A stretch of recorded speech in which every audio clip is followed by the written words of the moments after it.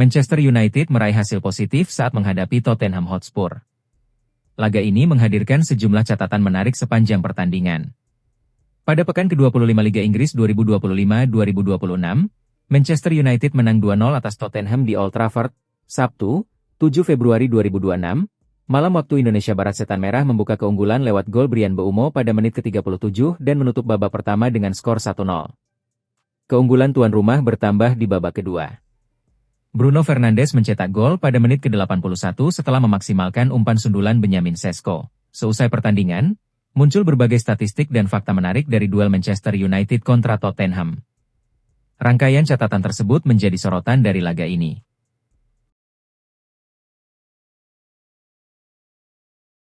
Manchester United mulai memberi panggung lebih luas bagi talenta mudanya. Salah satu nama yang mencuri perhatian adalah JJ Gabriel, pemain berusia 15 tahun yang untuk pertama kalinya ikut ambil bagian dalam sesi latihan tim utama Setan Merah di bawah arahan pelatih Michael Carrick.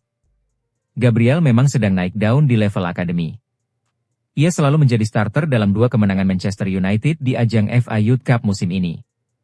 Carrick bahkan menyaksikan langsung performanya saat United U18 menyingkirkan Derby County 2-1 lewat babak tambahan waktu di Old Trafford bulan lalu. Sebelum mendapat kesempatan berlatih bersama tim senior, Gabriel sempat dipanggil oleh mantan pelatih United, Ruben Amorim, untuk mengikuti 2 sesi latihan tim utama. Pemanggilan terbarunya tak lepas dari situasi skuad United yang cukup terbatas pada awal pekan ini.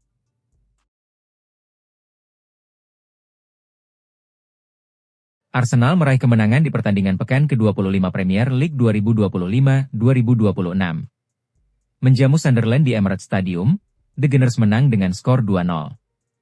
Gol-gol kemenangan Arsenal dicetak oleh Martin Zubimendi di babak pertama dan juga Blaise Victor Gyökeres di babak kedua. Berkat kemenangan ini, Arsenal nyaman di puncak klasemen Premier League dengan raihan 56 poin dari 25 laga. Sementara kekalahan ini membuat Sunderland harus puas tertahan di peringkat 9 dengan raihan 36 poin.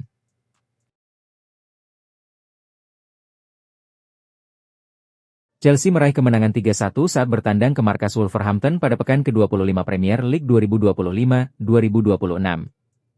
Laga ini berlangsung di Molineux Stadium pada Sabtu, 7 Februari 2026. Malam waktu Indonesia Barat. Cole Palmer menjadi bintang laga dengan mencetak hat-trick, termasuk 2 gol dari titik penalti dan 1 gol dari permainan terbuka. Wolves hanya mampu membalas lewat Tolu Arokodare di babak kedua. Kemenangan ini mengangkat Chelsea ke posisi kelima dengan 43 poin. Sementara Wolves tetap menghuni dasar klasemen dengan 8 poin, jauh dari zona aman.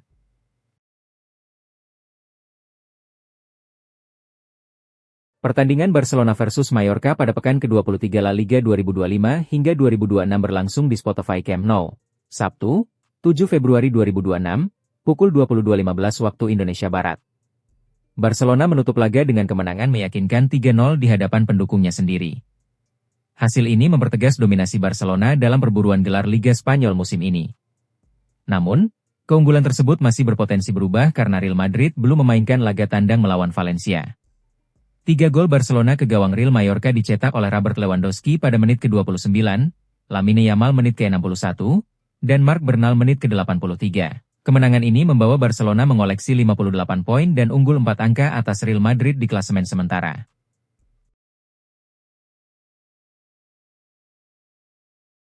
Trent Alexander-Arnold akan kembali tersedia untuk Real Madrid saat menghadapi Valencia pada akhir pekan ini.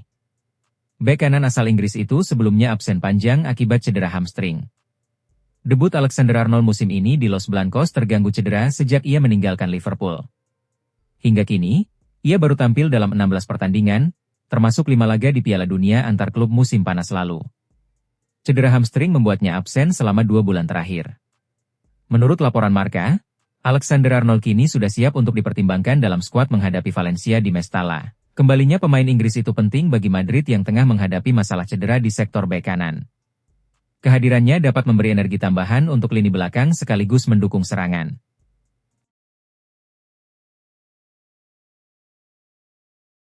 Kenan Yildiz resmi memperpanjang kontraknya dengan Juventus hingga 30 Juni 2030.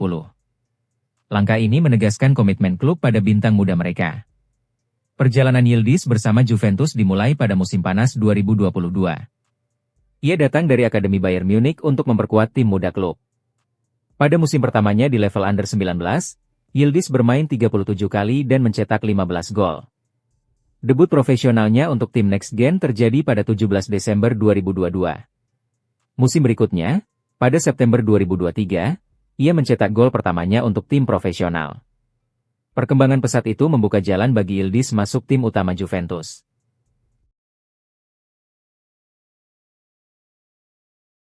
Christian Chivu menjadi sosok penting di balik laju Inter musim ini. Inter kini dilaporkan siap memberinya kontrak baru. Laporan Corriere dello Sport dan Tuttosport menyebut keputusan klub sudah bulat. Manajemen ingin mempertahankannya lebih lama. Inter disebut akan menawarkan perpanjangan kontrak di akhir musim. Durasi kerjasamanya akan melewati Juni 2027. Kebijakan ini diambil setelah melihat performa tim. Inter masih bersaing di beberapa ajang musim ini.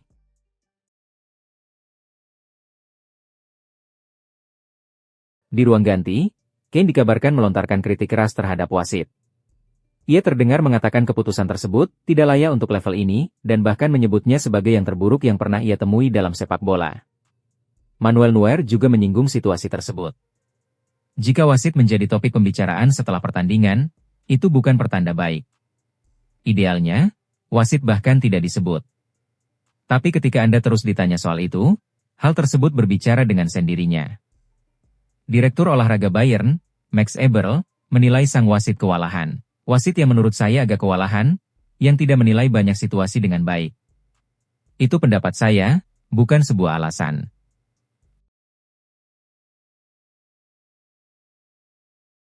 Pelatih Vincent Kompany menyoroti minimnya waktu tambahan.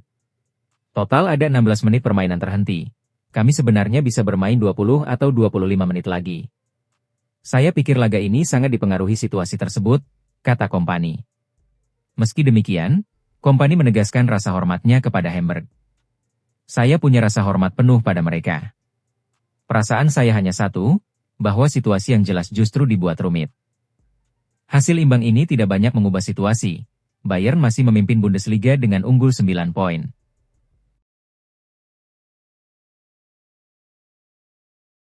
Endrick terus menunjukkan tanda-tanda kebangkitan sejak bergabung dengan Olympique Lyonnais dengan status pinjaman dari Real Madrid. Di penampilan terbarunya, Endrick melepas sebuah tembakan jarak jauh yang tidak dapat dihalau ke gawang Stade Lavallois, memastikan kemenangan 2-0 Lyon dan tiket ke perempat final Coupe de France. Gol krusial itu datang pada menit-menit akhir, menutup laga yang berat bagi Lyon dan menegaskan momen penting Endrick sebagai pemecah kebuntuan. Sejak bergabung dengan Lyon, Endrick telah mencetak 5 gol dalam 5 penampilan di semua kompetisi. Angka yang menunjukkan adaptasi cepat dan kepercayaan diri tinggi di depan gawang. Jangan lupa subscribe dan nyalakan lonceng notifikasi ya, agar tidak ketinggalan berita bola terbaru setiap hari.